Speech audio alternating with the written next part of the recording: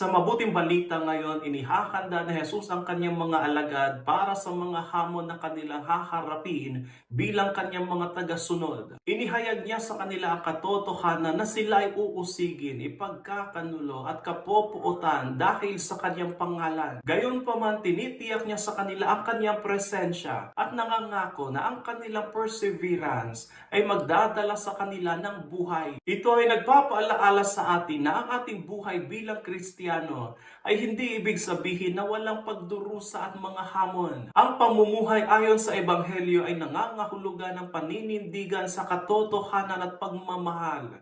Kahit pa itakwil tayo ng karamihan, ibinibigay ni Jesus sa atin ang dahilan ng ating pag-asa sa Kanya. Una, ipinangako niya na bibigyan tayo ng karunungan upang marunong tayo magsalita sa harapan ng karamihan. Gagabayan tayo ng kanyang banal na Espiritu Santo. Pangalawa, tinitiyak niya sa atin na wala ni isang hibla ng buhok sa ating mga ulo ang mawawala dahil tayo ay pangangalagaan niya. Hingin natin sa Panginoon ang biyaya ng perseverance upang manatili tayong matatag sa kanyang pag-ibig at katotohanan. At gaya ng sinabi niya, sa inyong pagtitiis ay tatamuhin ninyo ang buhay na walang hanggan.